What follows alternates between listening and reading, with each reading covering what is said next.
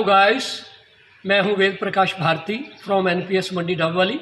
आज हम करेंगे प्रेजेंट परफेक्ट कंटिन्यूस टेंस। और प्रेजेंट परफेक्ट कंटिन्यूस टेंस की सबसे पहले पहचान बताएंगे। वाक्य के अंत में रहा है, रही है, रहे हैं होता है, लेकिन आप कंफ्यूज हो जाएंगे कि प्रेजेंट कंटिन्यूस में भी मैंने आपको यही पहचान बताई थी, लेकिन इसकी एक कंडीशन है, एक शर्त है। वो क्या है? ये शर्त कंडीशन, इसमें समय दिया होगा। जो वाक्य हम बोलेंगे, जो आप पढ़ेंगे, जो आप देखेंगे, जिसको आप ट्रांसलेट करेंगे, उसमें समय की अवधि की शर्त होगी, टाइमिंग कंडीशन होगी। क्लियर? इसके बाद मेथड जो है इसका, सब्जेक्ट हैज़, हैव, बीन, यानी हैज़ बीन या हैव बीन, दोनों में से एक को हम लगाएंगे हेल्पिंग वर्ब के तौर पे। इसके बाद वर्ब की फर्स्ट फॉर्म के साथ आईएनजी लगाएंगे और उसके बाद सिंस या फार की का प्रयोग करते हुए जो भी उसका ऑब्जेक्ट होगा वो लास्ट पे आ जाएगा। ये आपके माइंड में एक क्वेश्चन खड़ा हो जाएगा कि सिंस और फार का प्रयोग कहाँ होगा। तो इसको मैं आपको पहले ही क्लियर कर दूं कि सिंस का प्रयोग और फार का प्रयोग जो हम करते हैं वो समय अवधि को ध्यान में रख कर के किया जाता है। टर्म जो इसकी टाइम की कंडीशन है उसको ध्यान में रखकर।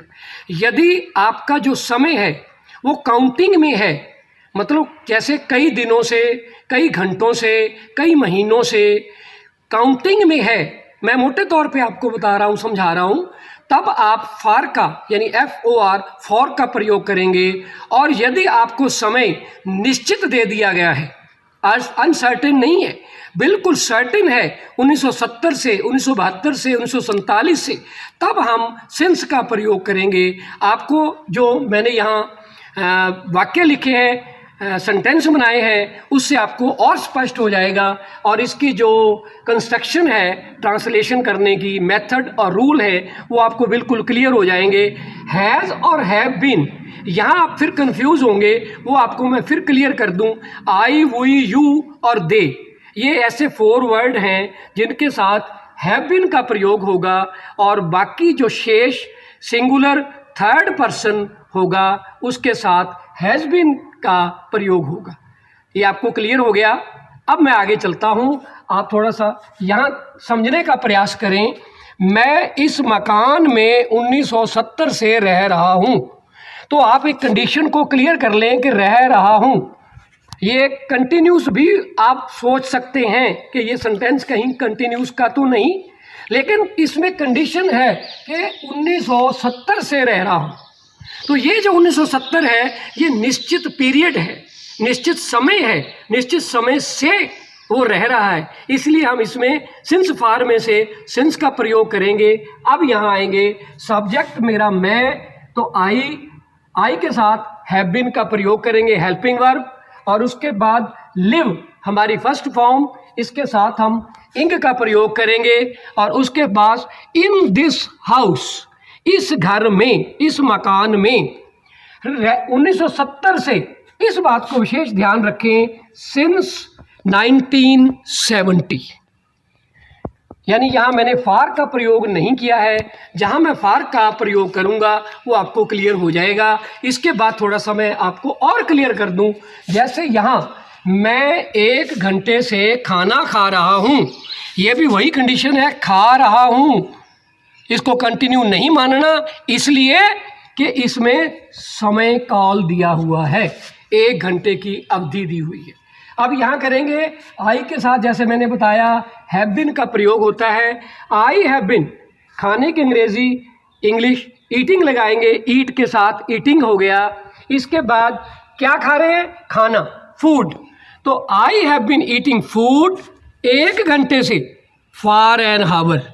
ये आपके जो हावर हैं, हावर्स हैं, ये घंटे हैं, ये काउंट किए जा सकते हैं, गिनती की जा सकती है, इसलिए यहाँ फार का प्रयोग मैंने किया है। तो इसको अगर आपको समझ आ गया तो इसको आगे और समझना बहुत ही आसान हो जाएगा। जैसे वह मुझे पिछले 3 घंटे से इंग्लिश पढ़ा रही है, यहाँ मैंने टाइम को फिक्स किया था, यहाँ मैंने टाइम को फिक्स नहीं किया है, यहाँ मैंने फिर टाइम को फिक्स कर दिया है लेकिन मैंने इसका सब्जेक्ट बदल दिया है, वह यानी थर्ड पर्सन सिंगुलर आ गया है। तो शी के साथ हैज़ बीन का प्रयोग करेंगे।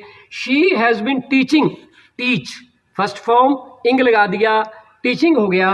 टीचिंग मी, मुझे, इंग्लिश अंग्रेजी, फॉर लास्ट 3 आवर्स, पिछले 3 घंटे से। इसको और क्लियर करें एक बार, थोड़ा सा मैं और आगे चलूँगा कि हम स्कूल में कई दिनों से, यहाँ समय फिर आ गया है, फूल उगा रहे हैं।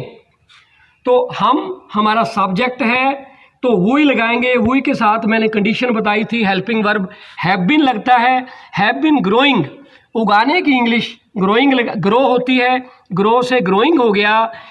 We have been growing flowers in school, school में ये हमारा ऑब्जेक्ट है। फॉर मैनी डेज, ये फॉर मैंने लगाया है, मैनी डेज कई दिनों से, क्योंकि ये समय काउंट कर सकते हैं। और आगे चलेंगे, वह माली, हमारा सब्जेक्ट यहाँ है, वह माली कई वर्षों से पेड़ लगा रहा है। अब बार बार बताने की ज़रूरत नहीं रही है कि रहा है जो है, इसको ज़रूरी नहीं कि हम कंटिन्यूस, प्रेजेंट कंटिन्यूस या कोई पास्ट का या कोई और सेंटेंस समझे। इसको क्लियर कट आप जब समय की कंडीशन है तो रहा है लगा है, तो इट मीन कि ये प्रेजेंट परफेक्ट कंटिन्यूस टेंस है। तो इसको कन्वर्ट करेंगे, वह माली, that gardener have been growing tree. ये हमारा सेंटेंस यहाँ कंप्लीट नहीं हुआ क्योंकि समय अवधि, जो समय काल दिया हुआ था, फॉर मैनी ईयर्स, कई वर्षों से, यहाँ मैंने फॉर का प्रयोग किया है। फिर इसी को और क्लियर करने के लिए थोड़ा सा, ताकि आपको किसी प्रकार की कोई दुविधा ना आए, कई बार ऐसे सेंटेंसेस आ जाते हैं जिनमें सब्जेक्ट होता ही नहीं है, ऑब्जेक्ट होता है। तो उस अवस्था में सब्जेक्ट का हम क्या करते हैं? तो उसके लिए आपको मैं एक नॉलेज दे रहा हूँ कि पिछले 2 दिनों से वर्षा हो रही है। इसमें सब्जेक्ट कहीं नहीं है, वर्षा इज ऑब्जेक्ट वर्ड। तो पिछले 2 दिनों से सब्जेक्ट है ही नहीं, वर्षा हो रही है, ऑब्जेक्ट है। तो हम क्या करेंगे इसके लिए, जब जिस भी सेंटेंस में, वाक्य में उसको ट्रांसलेट करना हो और सब्जेक्ट नहीं हो, उस अवस्था में हम इट का प्रयोग करते हैं, सब्जेक्ट अपनी ओर से लगाते हैं। तो ये बन गया इट, हमारा सब्जेक्ट। तो इट के साथ हैज़ बीन का प्रयोग होगा। It has been raining for 2 days। ये क्लियर हो गया। फॉर 2 days आपको क्लियर हो गया कि फॉर कहाँ यूज़ हुआ है। फॉर यहाँ भी यूज़ हुआ है एन आवर के लिए, फॉर यहाँ यूज़ हुआ है 2 days के लिए, और यहाँ फिर एक सेंटेंस है, हम 2 घंटे से ताश खेल रहे हैं। हम, हमारा subject we have been playing cards, cards ताश को बोलते हैं। तो ताश, कार्ड्स, प्ले, खेलना, इंग लगा दिया, playing. We have been playing cards for 2 hours। Since नहीं आएगा, फार ही आएगा। ये मैं इसलिए थोड़ा बल दे रहा हूँ क्योंकि सिंस और फार की गलती बच्चे अक्सर ही कर जाते हैं। चलिए थोड़ा सा और आगे बढ़ते हैं। आप कई दिन से बीमार चल रहे हैं। इसमें एक नई चीज़ आपके सीखने की है, वो ये, आप, हमारा subject you have been, you के साथ मैंने आपको फ्रॉम द वेरी बिगिनिंग मैंने आपको बता दिया था कि यू के साथ हैव बीन का प्रयोग होगा। You have been ill for many days. यहाँ क्वेश्चन आपके माइंड में ज़रूर आएगा कि आपने इल वर्ड जो है वो लगा दिया है, लेकिन इसको इलिंग नहीं किया है।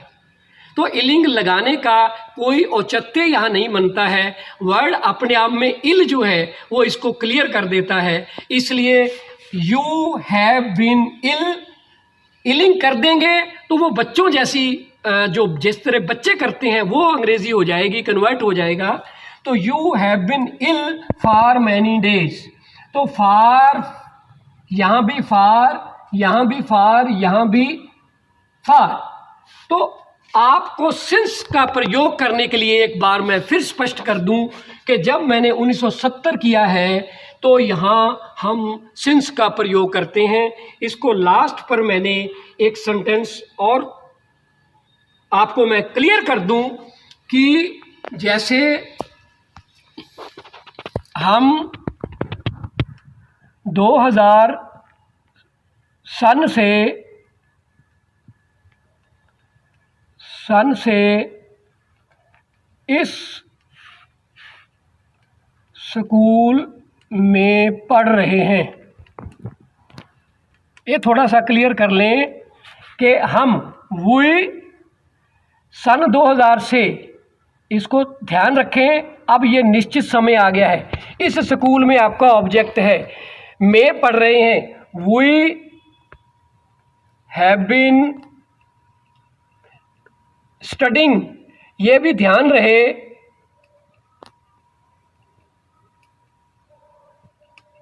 इस बात का विशेष ध्यान रहे कि रीडिंग नहीं लगाना है, स्टडी लगाना है।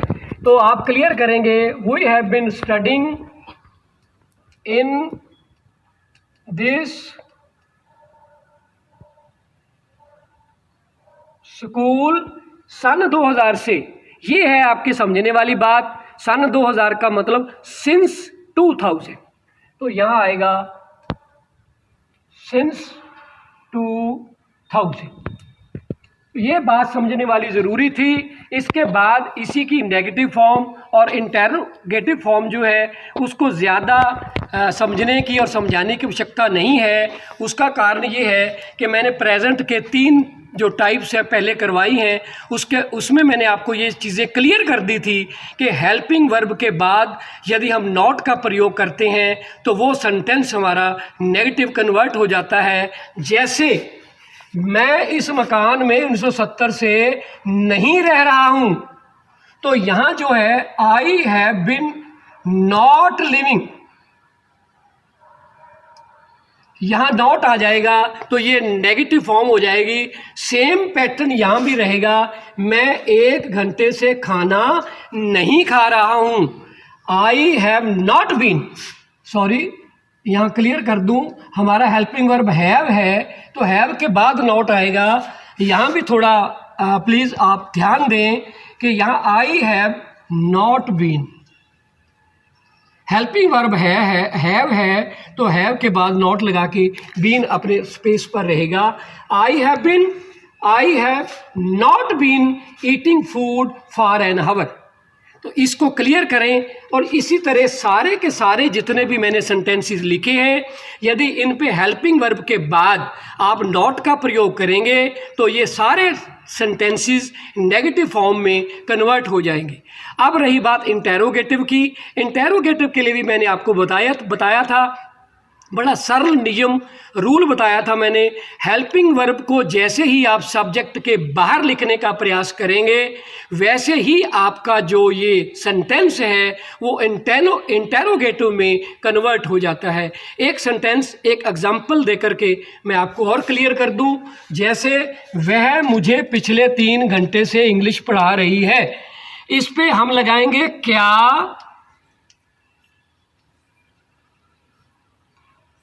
क्या वह मुझे, तो क्या के लिए इंटेरोगेटिव हो गया तो इसके पीछे साइन ऑफ इंटेरोगेशन का निशान साइन आ गया।